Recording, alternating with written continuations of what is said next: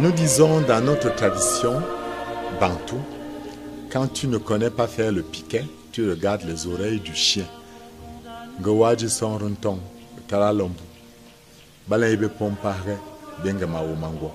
Comme chrétiens, nous voulons imiter les apôtres. Et Saint Luc nous présente dans le livre des Actes des Apôtres le cœur de la vie chrétienne, les fondamentaux que nous appelons les 4 assiduités apostoliques, qui constituent le creuset, les 4 piliers de la foi chrétienne, qu'il nous faut exercer en tant que chrétiens durant toute notre vie et davantage pendant le temps de carême.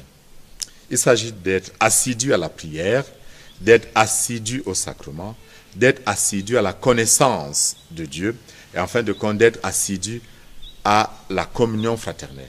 Commençons par l'assiduité à la prière. La prière, nous dit le Saint Curé d'Ars, c'est l'union avec Dieu. Il dit que prier, c'est comme 2 morceaux de cire qui sont tellement mis ensemble qu'on ne peut plus les distinguer.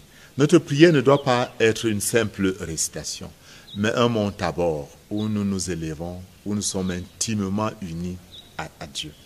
La fidélité à la prière est indispensable. L'assiduité à la prière est indispensable. Je ne me lèverai jamais le matin sans commencer à faire plein de choses. Et ne pas commencer par un temps où je m'arrête et je me reçois de Dieu. Dans la prière, je reçois mon être de Dieu, je reçois ma vocation de Dieu, je reçois ma mission de Dieu et je vis ma vie comme envoyé de Dieu. Je me nourris dans la prière de la puissance de Dieu. Au réveil, prenons le temps de prier pour confier notre journée à Dieu. Le soir, avant de nous coucher, rendons gloire à Dieu pour ce qu'il nous a donné de merveilleux. Une bonne prière doit avoir le squelette de la louange et de l'action de grâce, de la lecture et de la méditation de la parole de Dieu, en fin de compte, la demande et l'intercession. Ce squelette de 3 doit constituer le socle de notre prière. Mais j'ai aussi parlé de l'assiduité au sacrement.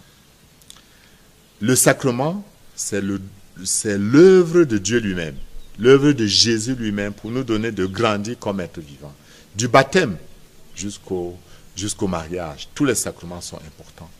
Mais ne l'oublions jamais, l'Église vit de l'Eucharistie. C'est l'Eucharistie qui est la source et le sommet de toute la vie de l'Église. Je n'oublierai jamais que c'est Jésus qui, de la croix, donne la vie, n'est-ce pas, à tout le reste. Et je célèbre Jésus victorieux dans le sacrement de l'Eucharistie. L'Eucharistie, c'est le sacrement qui nous libère. Il va de pair, comme j'ai dit, avec tous les autres sacrements, et notamment le sacrement de la confession. Prenons le temps de nous arrêter pour revivre avec le Christ. Mais nous n'allons pas oublier la 3e assiduité, c'est la connaissance de Dieu. J'aime dire qu'on ne peut pas aimer ce qu'on ne connaît pas. Et sans la dimension intellectuelle, il nous est impossible d'aimer vraiment Dieu. C'est quoi cette assiduité à la connaissance de l'enseignement de l'Église? C'est d'abord les 10 commandements, bien évidemment, mais c'est aussi tout ce qui nous est donné dans la révélation biblique. Mais c'est aussi l'enseignement des pères de l'Église. C'est aussi l'enseignement de mon évêque, de mon curé, du Saint-Père. C'est aussi tout ce qui est réflexion théologique. Parfois, je vois un chrétien qui a un master, qui a un doctorat, mais il ne peut pas expliquer à son fils ce que signifie le signe de croix. Une petite connaissance de notre foi est indispensable pour qu'on puisse rendre témoignage de cette foi. En fin de compte, l'assiduité à la communion fraternelle. Un verre d'eau donné à l'autre me rapproche de Jésus. Le malade que je visite, le prisonnier que je visite, le pain que je donne à celui qui a faim ou de l'eau à celui qui a soif. L'orphelin que j'accueille dans ma maison, la domestique à qui je donne le salaire au moment venu à la fin du mois parce que son salaire est petit. Le dossier que je traite comme il le faut, sans exiger quoi que ce soit. Je m'engage à ne pas m'asseoir sur les dossiers des autres. Nous disons au Cameroun, parle bien. Nous devons tout mettre en œuvre pour bien accomplir notre devoir d'État. Ne l'oublions pas. Le Seigneur nous demandera au dernier jour de rendre compte du talent reçu. Le talent que le médecin a, c'est de soigner les malades. Le talent que le maître a, c'est d'enseigner les élèves. Le talent que le maire a, c'est de bien agir en tant que maire.